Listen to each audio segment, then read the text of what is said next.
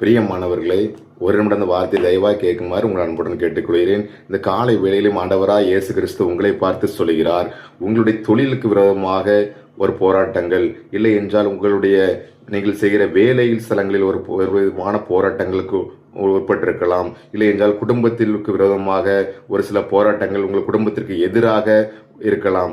எந்த காரியமா இருந்தாலும் சரி, உங்களை பார்த்துதான் ஆண்டவராய் இயேசு கிறிஸ்து இன்றைக்கு வாக்கு கொடுக்கிறார். உபாகமம் 28ஆம் அதிகாரம் 7ஆம் வசனத்தை நீங்கள் வாசித்து பார்ப்பீர்களானால், ஒரு வழியாய் உனக்கு எதிரே புறப்பட்டு வருவார்கள், 7 வழியாய் உனக்கு முன்பாக ஓடி போவார்கள். பிரியமானவர்களே, உங்களுக்கு விரோதமாக எப்பேற்பட்ட பிரச்சனைகள் வந்தாலும் சரி, ஒருவேளை பிரச்சனைகள், பாடுகள், போராட்டங்கள் வந்தாலும் சரி, இல்லை என்றால் உங்களுக்கு பிடிக்காதவர்கள் வழியாக உங்களுக்கு எதிராக புறப்பட்டு வந்தாலும் சரி, உங்களை பார்த்தான் ஆண்டவராய் இயேசு கிறிஸ்து சொல்கிறார், உனக்கு எதிராய் ஒரு வழியாய் புறப்பட்டு வருவார்கள்.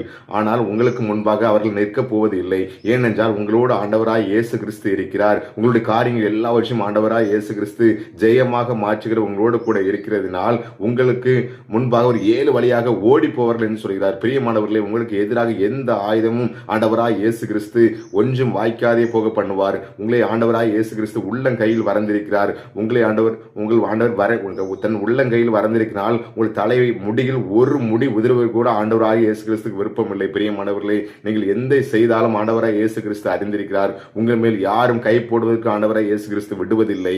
ஆண்டவர் உங்களுக்கு எதிராக புறப்படுகிற எல்லா ஆயுதங்களையும் முறியடித்து போடுவேன் என்று விசேஷ விதமாய் இந்த காலை வேளையில் ஆண்டவராய் இயேசு கிறிஸ்து உங்களை பார்த்து உங்களுக்கு வாக்கு கொடுக்கிறார். பிரியமானவர்களே, என்னோடு கூட சேர்ந்து ஒரு நிமிடம் ஜெயிப்பீர்களா? நீங்கள் அதிகமாக நேசிக்கிற அன்பின் பரலோக தகப்பனே, இந்த காலை வேளையிலும் அப்பா என்னோடு கூட சேர்ந்து ஜெபிக்கிற ஒவ்வொரு பிள்ளைகளுக்காக ஜெபிக்கிற தகப்பனே, ஆண்டவர் பிள்ளைகளுக்கு எதிராக புறப்பட்டு வருகிற ஆயுதங்கள், பிசாசன் கொண்டு வருகிற போராட்டங்கள் எல்லாவற்றும் ஆண்டவரே இந்த பிள்ளைகளுக்கு விலைக்கு பாதுகாக்க போகிற கிருபைக்காமக்கு நன்றி செலுத்துகிற தகப்பனே.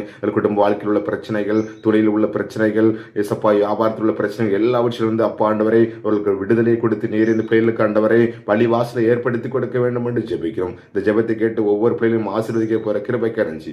இயேசு நாமத்தை ஜெபிக்கிறோம் நல்ல பிதாவே, ஆமேன். பிரியமானவர்களே, ஆண்டவர் ஜெபத்தை கேட்டால் உங்கள் ஒவ்வொருவரையும் ஆசீர்வதிப்பார்.